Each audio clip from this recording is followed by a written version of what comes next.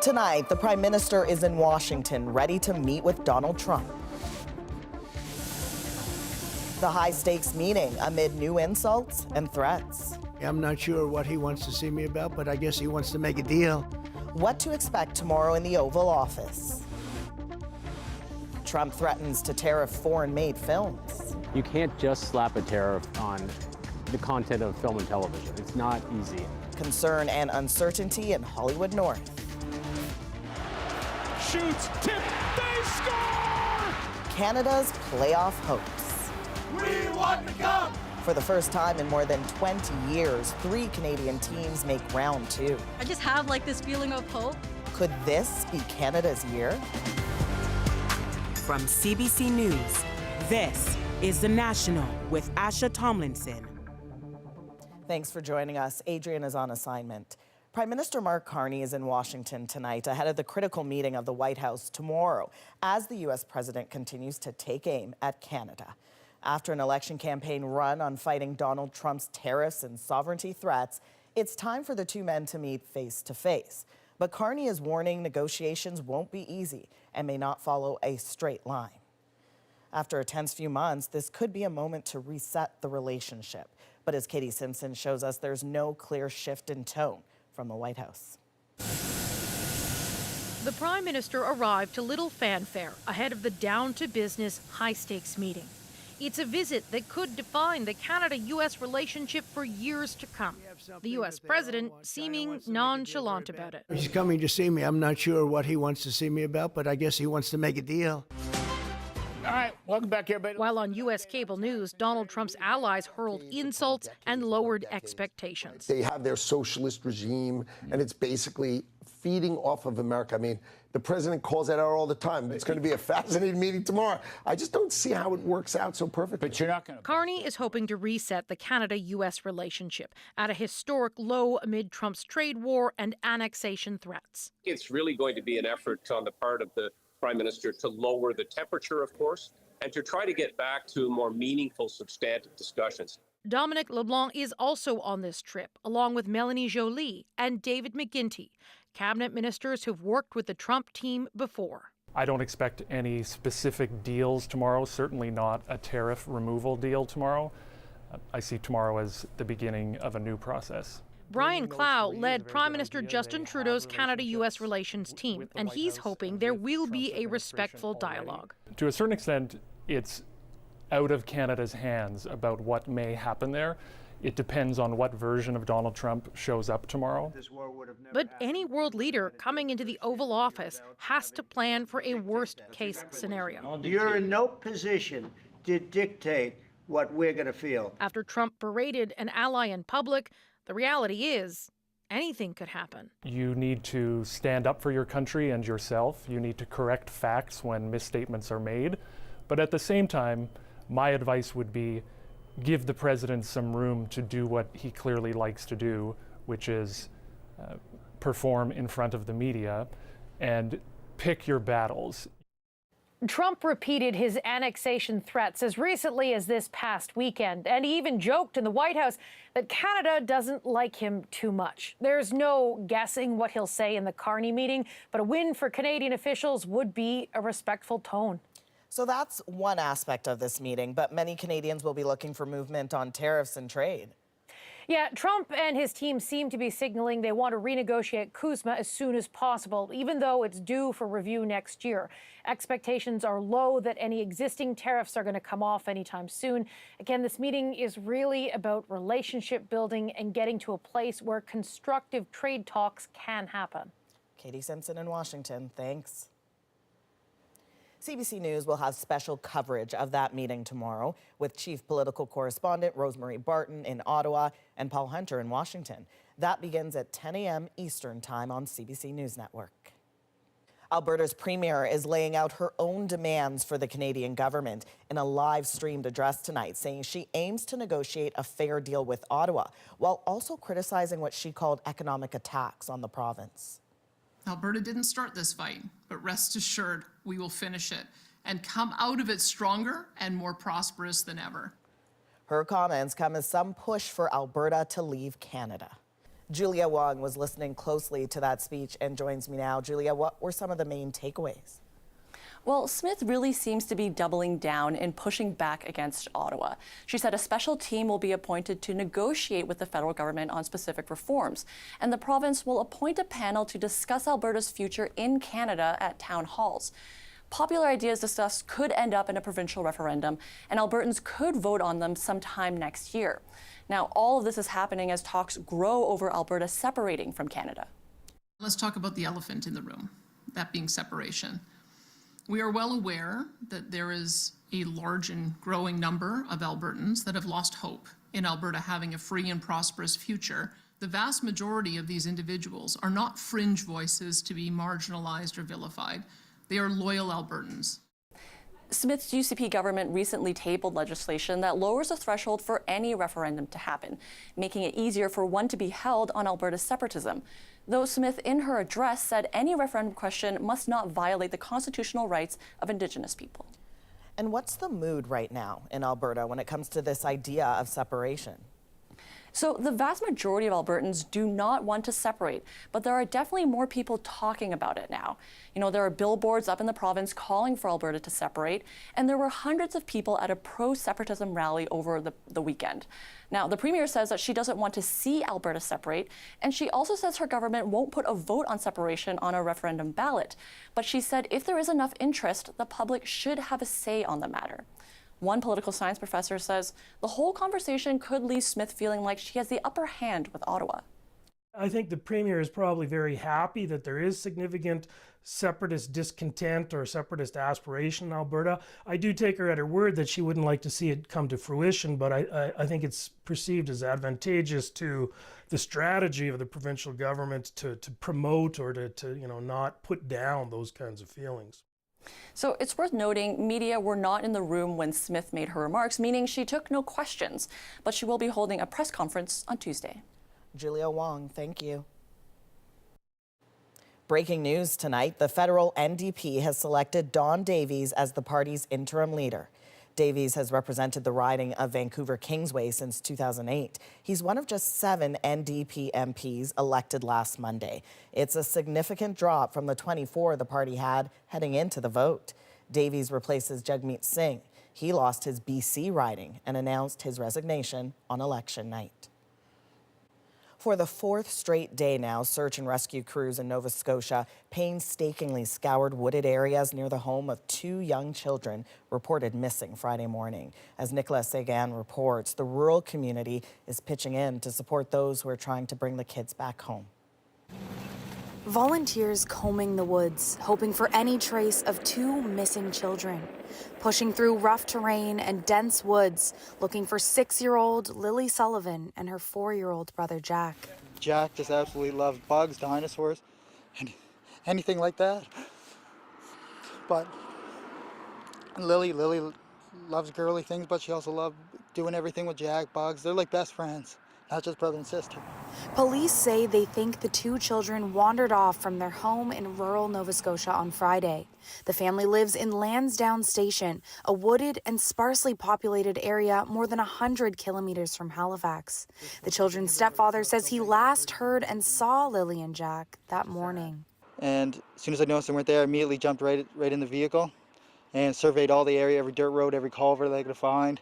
Police say there's no evidence the children were abducted, which is why no Amber Alert has been issued. They're calling in reinforcements to keep searching the area overnight.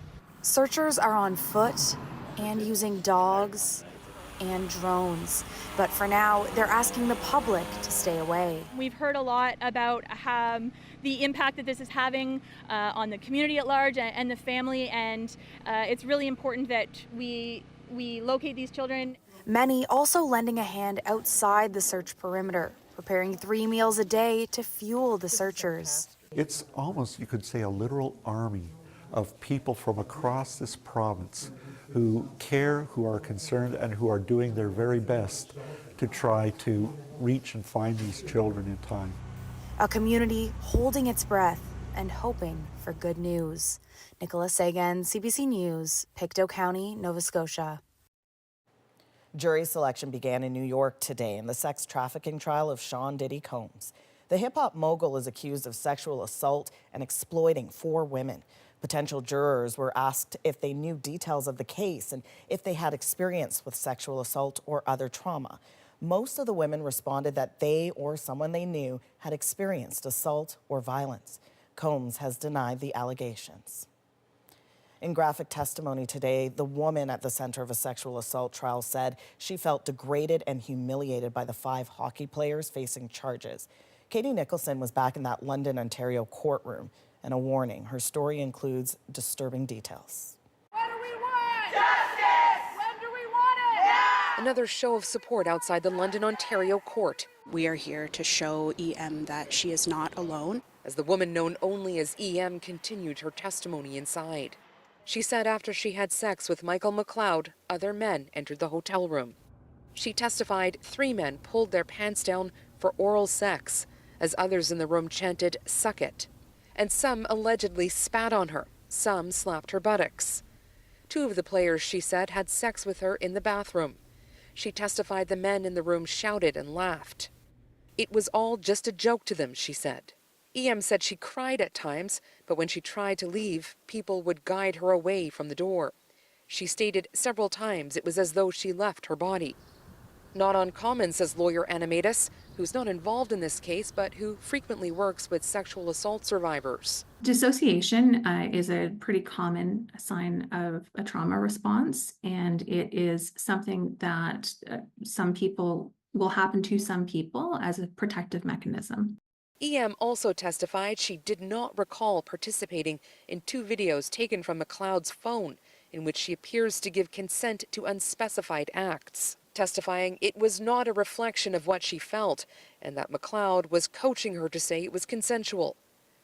Court also heard EM was surprised McLeod tracked her down on Instagram after her family contacted Hockey Canada and London police. "I need to talk, RN," he wrote. "You said you were having fun," he texted her.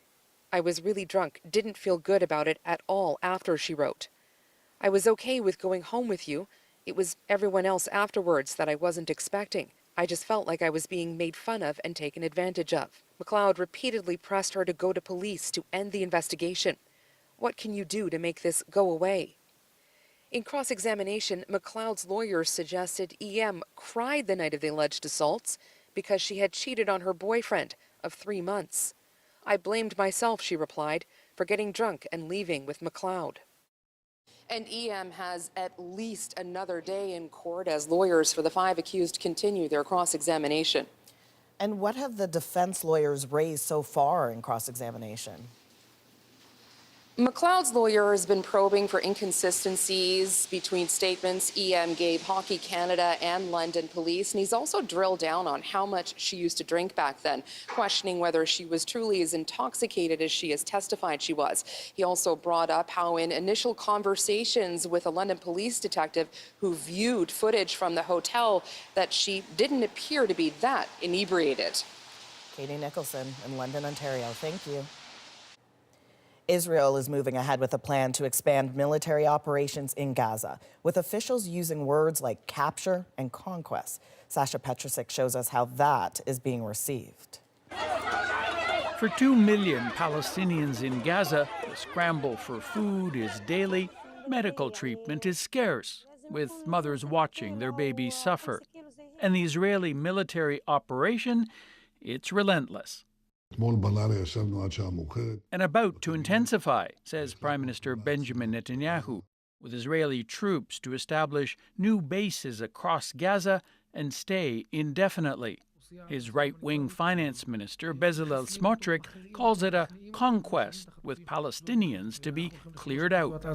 We are no longer afraid of the word occupation, he says. Government spokespeople paint a different picture.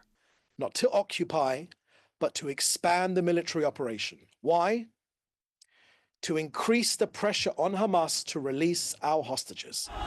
51 hostages remain in Gaza, their fate uncertain after Hamas stopped releases and talks stalled weeks ago.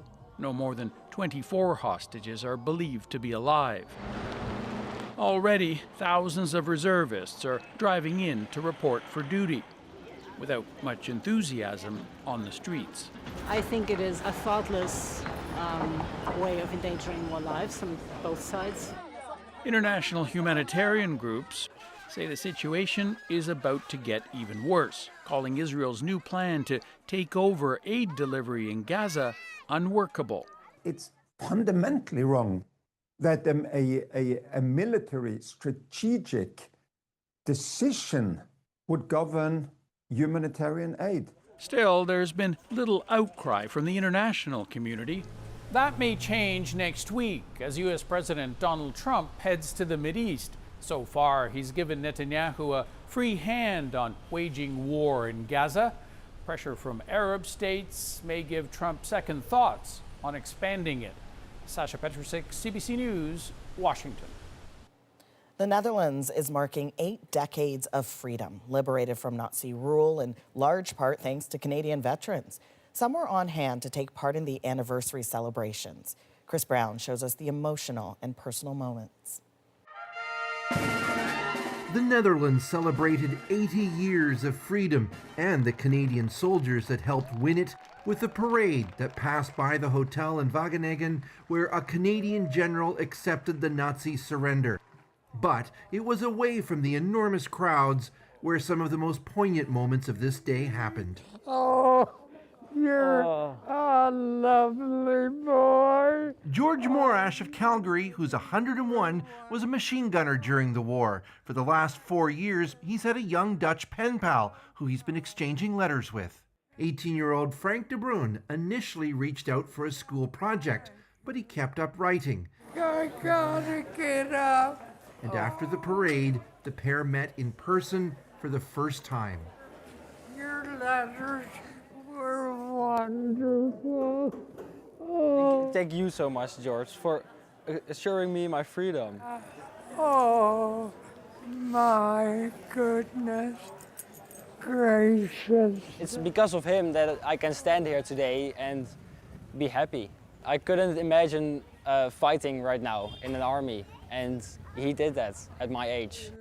The meeting came about thanks to 2 Calgary police officers. From the Calgary Police Service.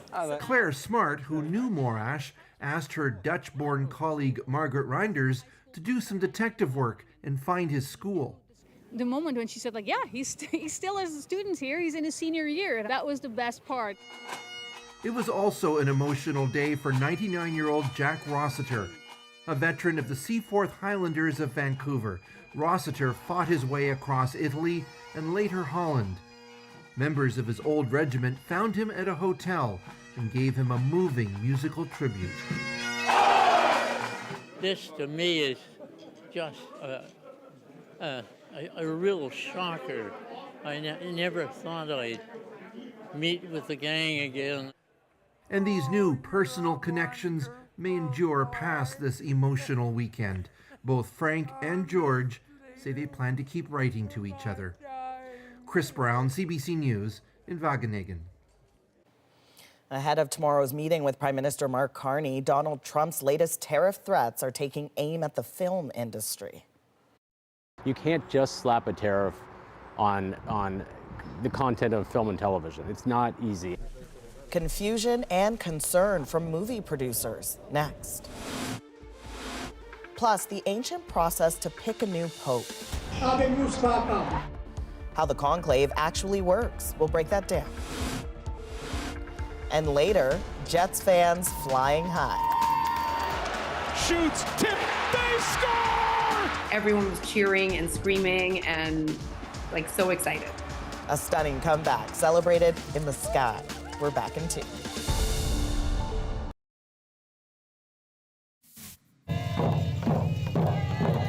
Hundreds marched in Winnipeg for this year's Red Dress Day in memory of missing and murdered Indigenous women and girls. It was the first such event since a Winnipeg man was convicted in the murder of 4 Indigenous women. People gathered across Canada to mark Red Dress Day's 15th anniversary. There is a lot of uncertainty in the Canadian movie and TV industry tonight after the U.S. president threatened to slap a 100% tariff on foreign-made films. Jamie Strachan on why that might be easier said than done. First rule is attack, attack, attack. When it comes to movies and Donald Trump, few know more than Toronto producer Greg Denny. I spent 2 years of my life focused on Donald Trump. Denny produced the Trump biopic The Apprentice, shot mostly in Toronto. He says the president's latest tariff target of 100% on foreign-made movies miscalculates and misunderstands Canada's role. From a Hollywood studio system standpoint, they depend on Canada. The latest Trump plot twist proposes putting tariffs on all content produced outside of the U.S., longing for an era when most movies were made in Hollywood. It's an industry now that's it's really left, it's abandoned the USA where it started. And we'll get it back. But determining what movies are foreign produced could be a challenge. Denny's latest project, the big name, big money feature Ready or Not, Here I Come, is shooting in Toronto, employing hundreds. Denny points out movies, unlike steel or wood, are products made up of pieces and talent from around the world. You can't just slap a tariff on the content of film and television. It's not easy. And, you know, there's so many working parts. The president's proposal is incredibly hard to understand. In BC, it's estimated nearly 90% of TV and movies are foreign productions, overwhelmingly American. First of all, to the folks in the film industry, don't panic. The president tweets a lot of stuff. The implementation challenges of this are profound. In Canada, the film and TV industry is worth more than $11 billion annually. With this latest Trump threat, like in the movies, many plot twists could be ahead. As they say, to be continued. Jamie Strachan, CBC News, Toronto.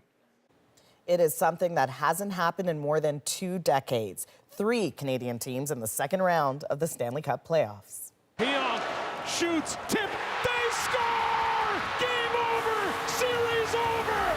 How fans are basking in the moment. Plus, as Canada shifts away from U.S. dependence, another country is angling to be our new military supplier. We do need to look for options that can fulfill at least some of our acquisition needs quickly. Exclusive access to a South Korean company making a big pitch. And with a chill on travel to the U.S., border businesses are in serious trouble. We feel like we're hostages in economic warfare right now. How duty-free stores are struggling to survive. The National breaks down the stories shaping our world next.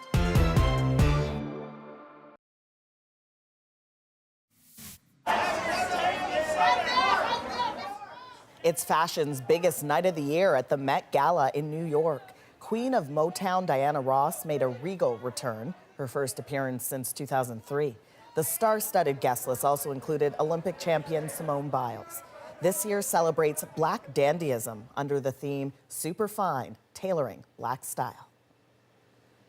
For the first time in more than 2 decades, 3 Canadian hockey teams are competing in the second round of the NHL playoffs.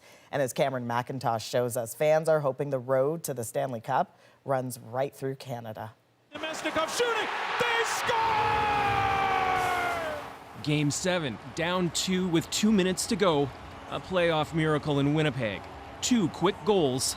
Passes across the shot, they score! The Jets tying it in the final seconds. Then, in double overtime. Shoots, tip, they score! That was incredible. That was, like, you could feel that, the momentum. Winnipeg punching its ticket to the second round along with Toronto and Edmonton. The first time in 21 seasons 3 Canadian teams have made it to the NHL's second playoff round. These are 3 teams that all earned their status as legitimate Stanley Cup contenders. Hockey writer Sean McIndoe says all 3 stand a good chance. If you're just looking for the Canadian teams to advance and maybe finally end that big Stanley Cup drought that's been hanging over everything, this is what you want. The last Canadian team to win the Stanley Cup was the Montreal Canadiens in 1993. 32 years ago. The Leafs are bound for the second round. After beating Ottawa in the first round, Toronto will play the defending Stanley Cup champions, Florida. In long-suffering Leafs Nation, some bold predictions. I really think we're going to make it this year. I just have like this feeling of hope. I have 100% faith in the Toronto Maple Leafs that they will make it out of this series. Edmonton is playing Vegas. The Oilers did make the Stanley Cup final last year and lost. Connor McDavid determined to get back. We got our work cut out for us, but we'll be ready to roll. Winnipeg, meanwhile, is facing Dallas. After finishing first overall in the regular season, fans have big expectations. We want the cup! Manitoba's premier out celebrating the Jets' win. Like many Canadian hockey fans, daring to believe this just might be the year. Cameron McIntosh, CBC News, Winnipeg. Now it's time to dig deeper into the stories shaping our world. Tonight, defense and trade. Family-run businesses at the U.S. border and the tariff frontline. We feel like we're hostages in economic warfare right now. Nick Purdon visits duty-free shops with fewer visitor stops. But first, bombarded by U.S. sovereignty threats, Canada eyes new military suppliers. We do need to look for options that can fulfill at least some of our acquisition needs quickly.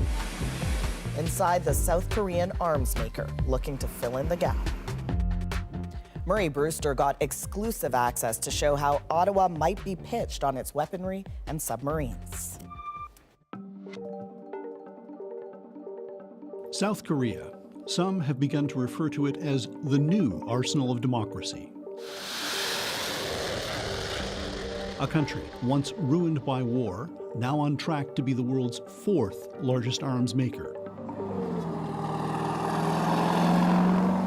With equipment the Canadian military can only dream of, and a Liberal government that says it's looking for alternatives to buying American.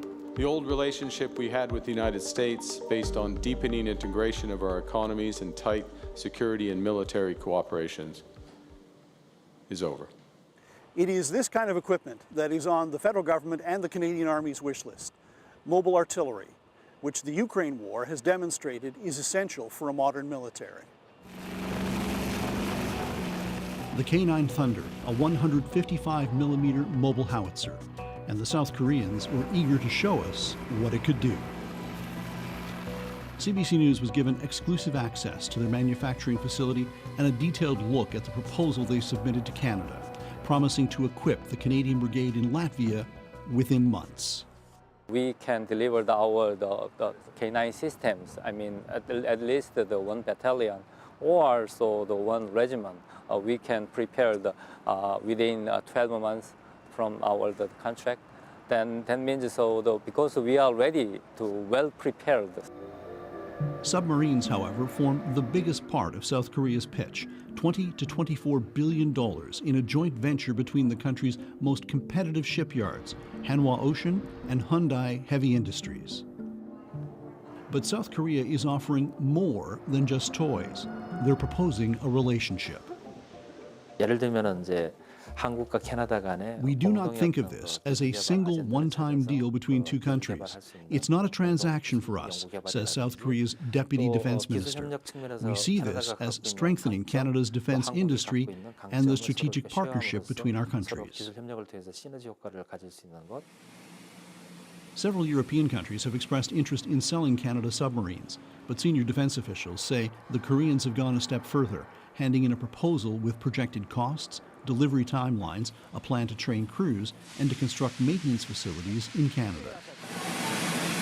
The Canadian Navy says it wants its first new sub by 2035. The Koreans claim they can deliver 4 by that time, using robotics and advanced manufacturing techniques. And this Canadian defense expert says we should be paying attention. So they've got a track record already at being able to provide huge amounts of equipment in very short order. For Canadian Armed Forces, that is at the point where we have really serious operational readiness deficiencies, we do need to look for options that can fulfill at least some of our acquisition needs quickly. During the federal election, there were promises of serious action and pledges to rely less on the U.S. and more on other allies. And that's why today I'm announcing my plan to rebuild, reinvest, and rearm.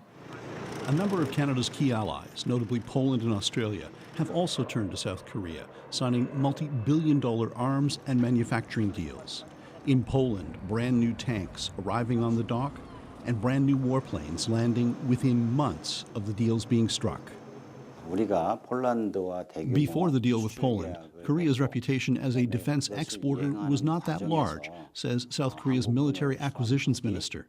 But we've demonstrated to the world Korea is able to provide quality products in a timely manner, and we transfer technology and help build the economies of our allies.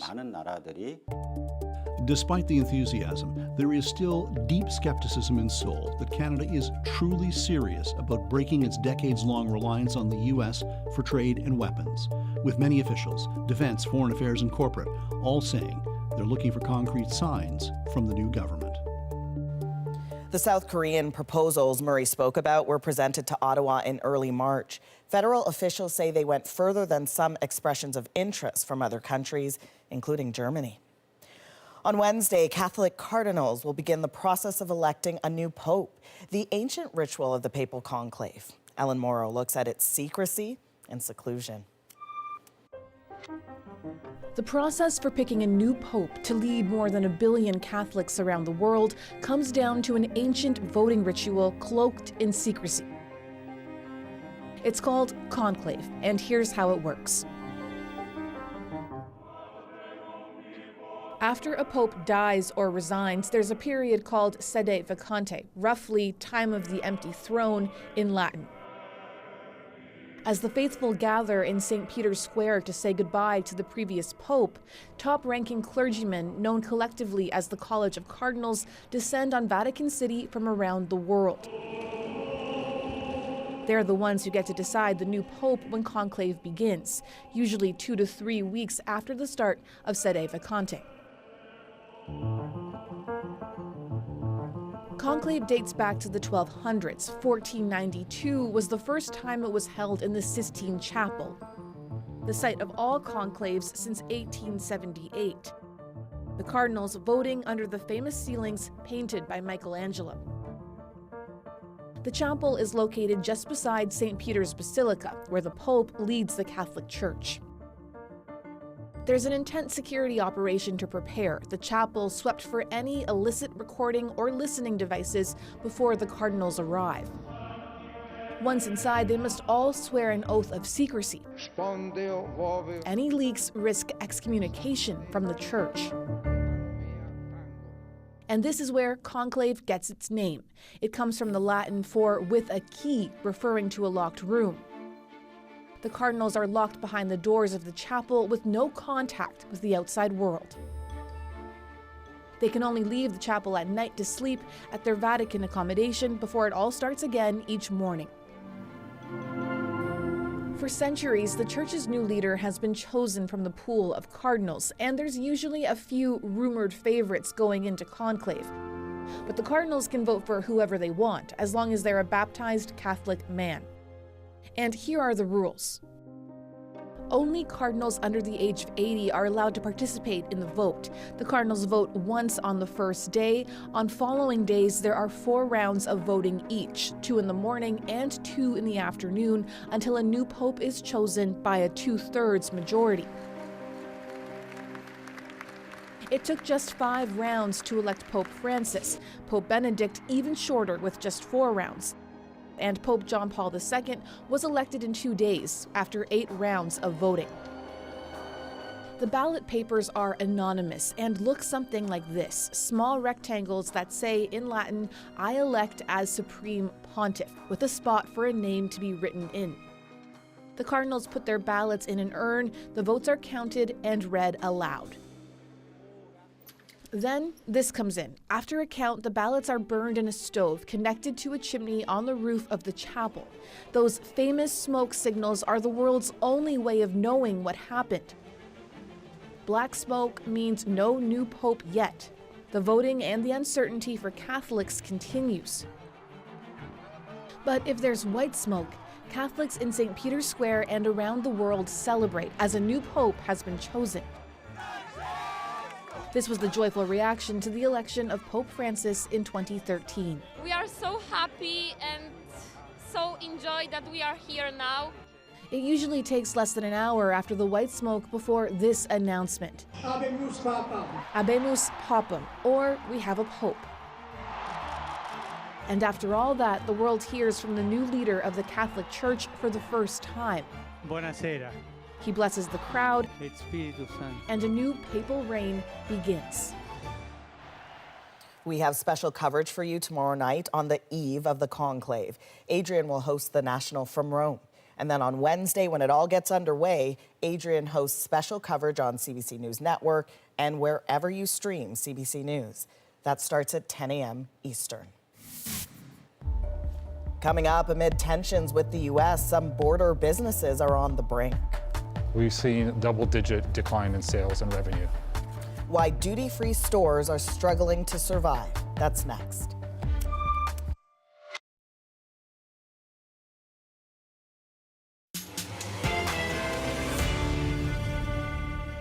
The impacts of U.S. tariffs go well beyond the factory floor, including some long-established family businesses already on the brink.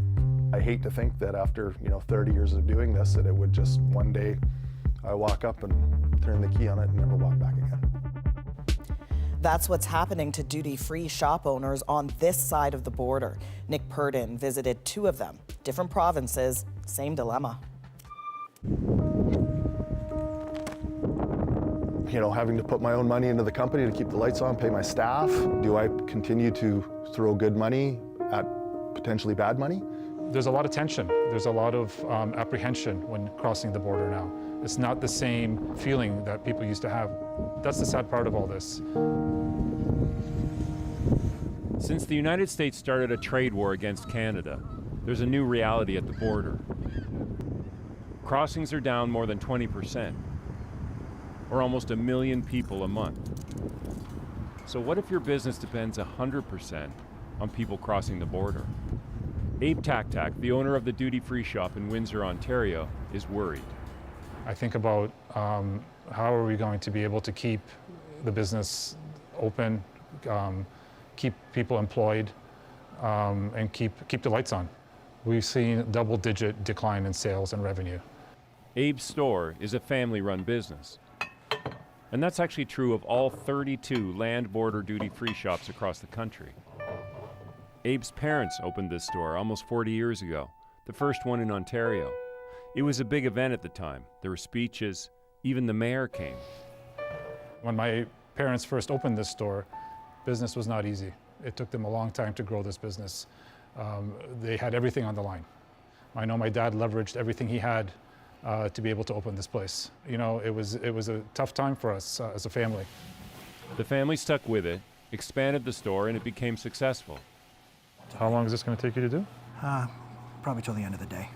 Now that Abe is in charge and his family's business is in crisis, you can imagine how much stress he's under. The stakes are huge. I mean, from a financial perspective, from where I'm going to live in the future, what am I going to do?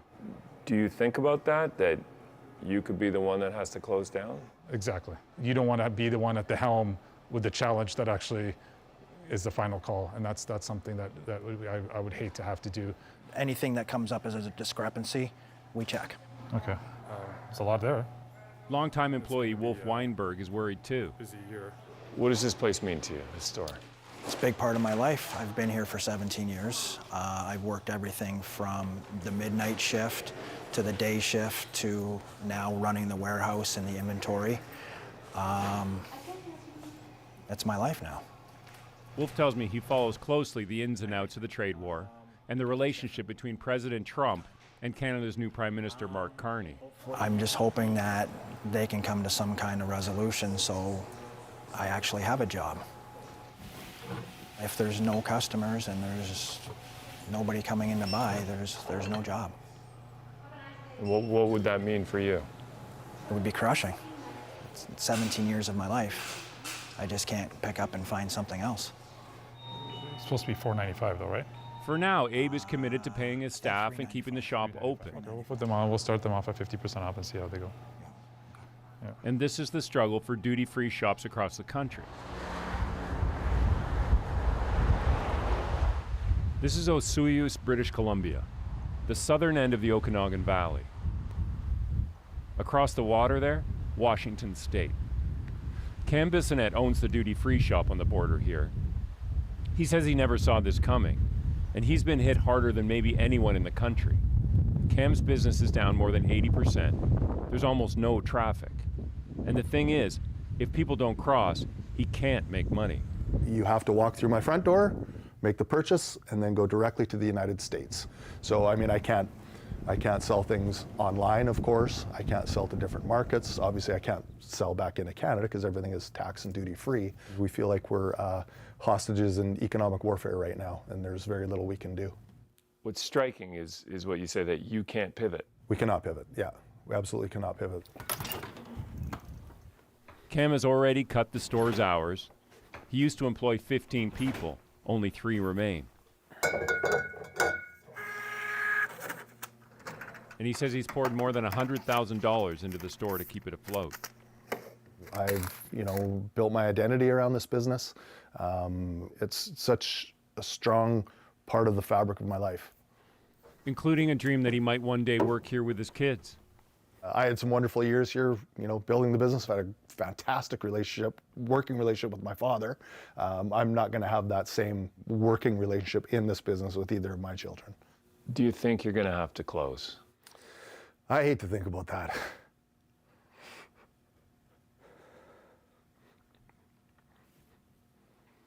Shit.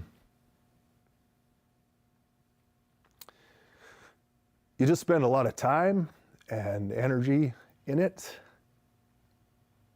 You're trying to do the best you can.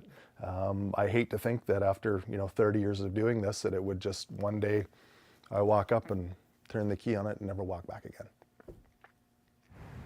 Behind all the numbers and the political announcements, this is how the trade war affects people. Back in Windsor, Ontario, Trump's threat to annex Canada and the animosity that it's created is the main reason Abe Taktak's parking lot is empty. And Abe tells me there's something else, more than business, at stake now at the border. Being in Windsor and Detroit, we used to call ourselves, and still do call ourselves, many do, a two-nation destination. Right. We're sister cities. We like to think of ourselves as a suburb of Detroit sometimes. And now the idea of crossing the border isn't something that people are looking forward to as much anymore.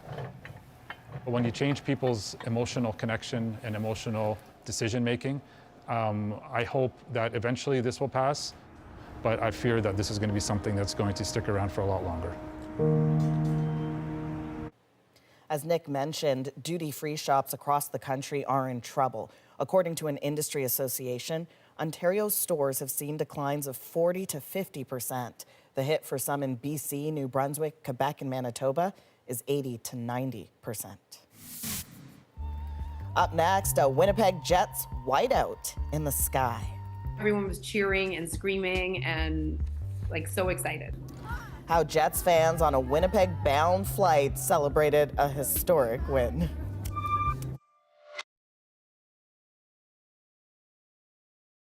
He gets it. He shoots. Tip. They score. Game over. The epic comeback last night by the Winnipeg Jets, a dramatic double overtime win to get to the second round of the Stanley Cup playoffs. Now, Jets fans everywhere were glued to the game, and even some on an actual jet in midair. Rashada Hyman was on a flight bound for Winnipeg when it all happened. The reaction of everyone on board makes our moment. I think it was 3-2 when we were boarding. And by the time we boarded, they had tied it up. We all get on the plane. Everyone is scrambling to get their technology working. Pilot actually came on and said, okay, I'm not gonna actually talk because you don't want to hear me talk. We're all gonna cheer for the Jets. Have a great flight. We were literally in the air somewhere between Calgary and Winnipeg. All we could see was this man's iPad. A few other people had it on their iPhones. But at some point, I think someone closer to the front of the plane, pulled out the vomit bags, and we all started waving them. The first WestJet whiteout! Then we win, and the plane goes bananas. Shoots. Tip. They score. Game over. Everyone was cheering and screaming and so excited. The flight attendants flashed the lights on and off, like they make their own whiteout for us, which was amazing, and everyone's going crazy. I felt it was it couldn't have been better. It was truly Canadian, truly Winnipeg. Our hearts were so full. Okay, that's history making in and of itself, but more history here. That Jets game was the third longest Game 7 in NHL history, 96 minutes and 10 seconds, if you're wondering. Although for those watching and biting their nails, that felt like eternity. It was also Winnipeg's first time hosting the Game 7 playoff. But there are hopes it won't end there. We shall see when the Jets mania kicks off again Saturday against the Dallas Stars. From all of us at The National, thank you for being with us. You can watch anywhere, anytime on the free CBC News app and subscribe to The National's YouTube channel. I'm Asha Tomlinson. Take care.